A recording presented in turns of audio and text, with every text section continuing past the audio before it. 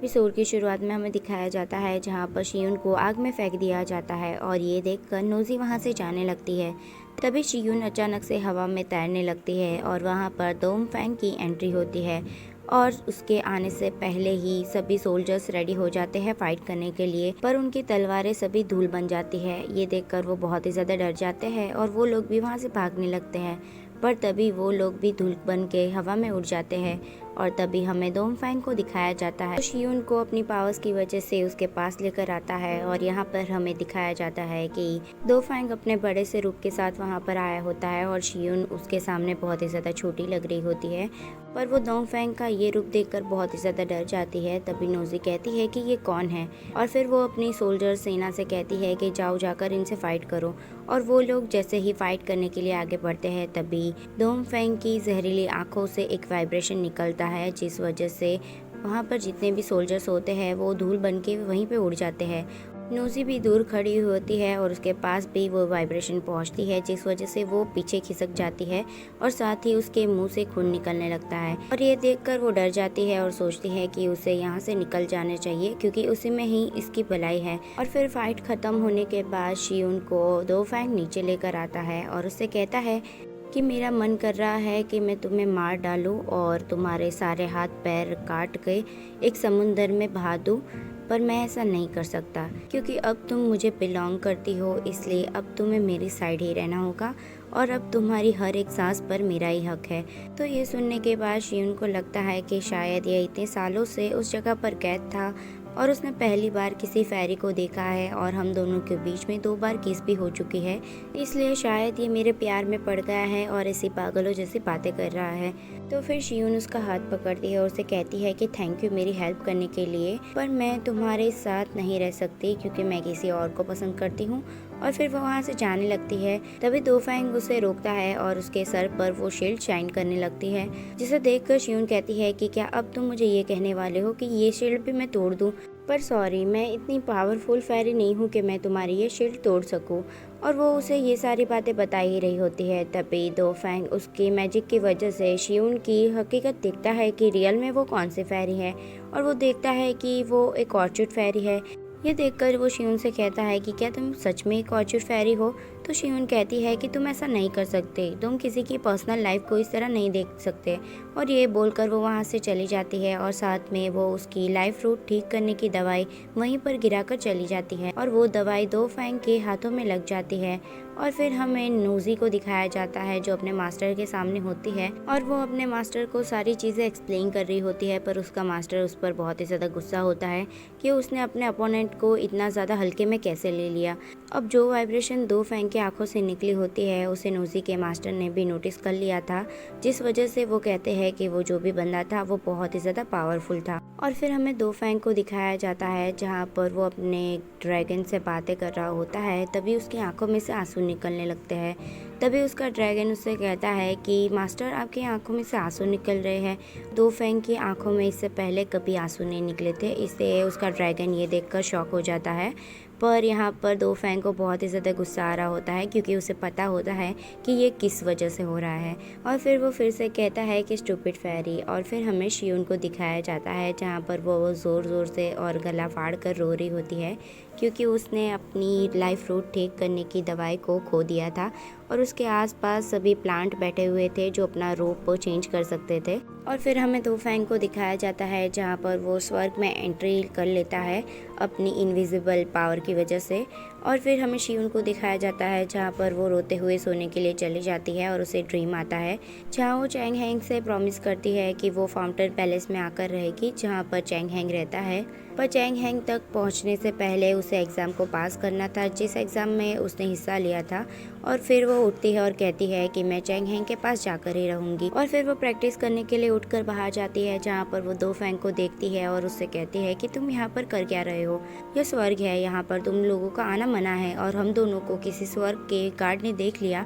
तो हम दोनों को ही सज़ा हो सकती है, तो तुम्हें यहाँ से चले जाना चाहिए। पर यहाँ दो फैंग उसकी कहाँ बात सुनने वाला था, वो तो आगे ही बढ़ता जाता है और शियुन उसको रोकने के चक्कर में खुद ही मुँह के बल नीचे गिर जाती है और दो फैंग उसके हॉल में एंटर कर जाता है। शियुन फिर भी उसे रोकने की कोशिश करने लगती है और उसे कहती है कि तुम्हें यहाँ से चले जाना चाहिए और फिर वो वहाँ से जाने लगती है। तभी दो फैंग उसका हाथ पकड़कर उसे अपने क्लोज कर लेता है और उसे कहता है कि मैंने तुम्हें कितनी बार कहा है कि तुम मुझे बिलोंग करती हो और तुम्हें मेरे पास रहना है, पर तुम मेरे पास नहीं रह रही हो, इसलिए मैं तुम्हारे पास आ गया।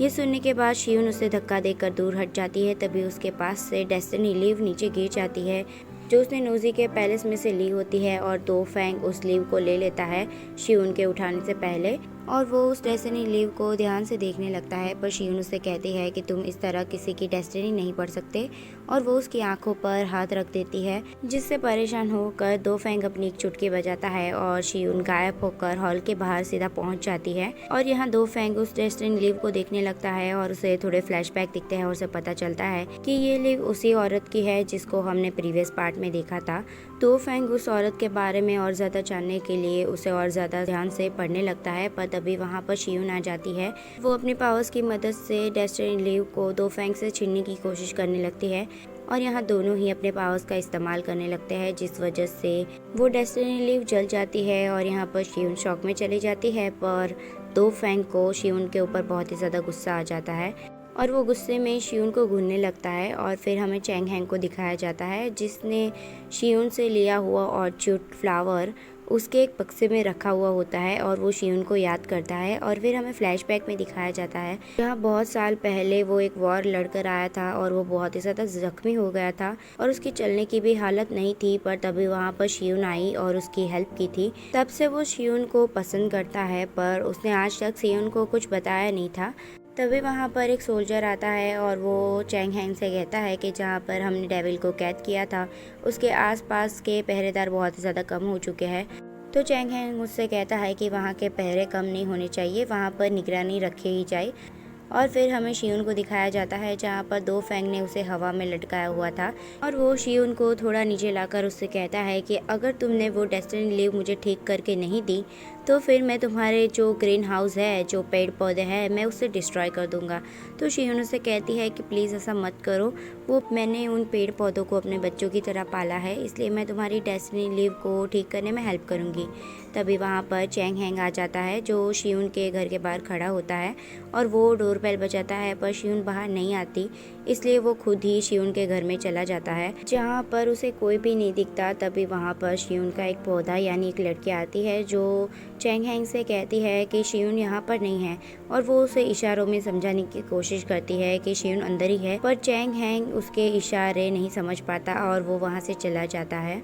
उसके वहाँ से जाने के बाद वो पौधा जाता है सीधा शियुन के पास जहाँ पर शियुन और दो फैंग इनविजिबल होकर खड़े हुए थे और फिर वो वापस विजिबल हो जाते हैं और फिर शियुन रोने लगती है और दो फैंग से कहती है कि चैंग हैंग उसे पहली बार मिलने के लिए आया था और तुम्हारी वजह से मैं उसे मिल भी नहीं पाई। अब उसके रोने की वजह से दो फैंग की आंखों में से भी आंसू आने लगते हैं, इसलिए वो उसे चुप रहने के लिए कहता है और साथ ही वो उसे उसके लाइफ रूट ठीक करने की दवाई दिखाता है, जिस वजह से शियुन चुप हो जाती है और वो उस दवाई को लेने लगती है। पर तभी दो फैंग उसे कहता है कि ये मैं तभी दूंगा जब तुम मुझे वो डेस्टिनी लीव ठीक कर दोगी। तो शियुन कहती है कि ठीक है और फिर वो उस डेस्टिनी लीव को ठीक करने के लिए बैठ जाती है, पर वो बहुत ही ज़्यादा कोशिश करती है पर उससे वो डेस्टिनी लीव ठीक नहीं होती। तो दो फैंग उसके ऊपर गुस्सा करने लगता है और उसे कहता है कि क्या तुम सच में ये डेस्टिनी लीव को ठीक कर सकती हो या नहीं। तो फिर शियुन उससे कहती है कि वो अभी बहुत ही ज़्यादा थक चुकी है, इसलिए शायद उसकी पावर्स वर्क नहीं कर रही, अगर वो थोड़ा रेस्ट कर ले उसके बाद उसके अंदर एनर्जी आ जाएगी और फिर वो इसको शायद ठीक कर सकती है।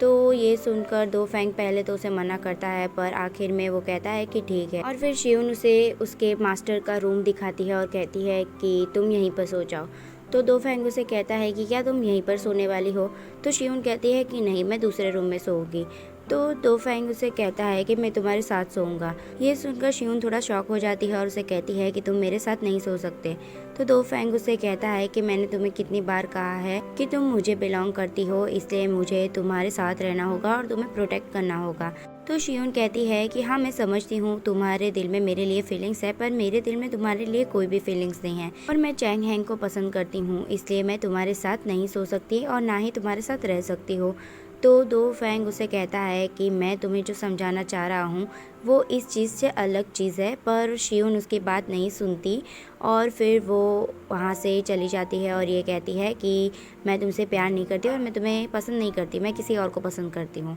और फिर वो जैसे ही अपने रूम में जाती है, वहाँ पर दो फैंग ऑलरेडी उसके बेड पर सोया हुआ होता है। तो शियून कहती है कि तुम यहाँ पर कर क्या रहे हो? तो दो फैंग कहता है कि मैंने तुमसे कहा कि तुम मुझसे बिलोंग करती हो, इसलिए मैं तुम्हारे साथ ही रहूँगा। अब इस चीज़ से शियून थक जाती है, इसलिए वो अपने टेबल पर जाकर ही बैठे बैठे सोने लगती है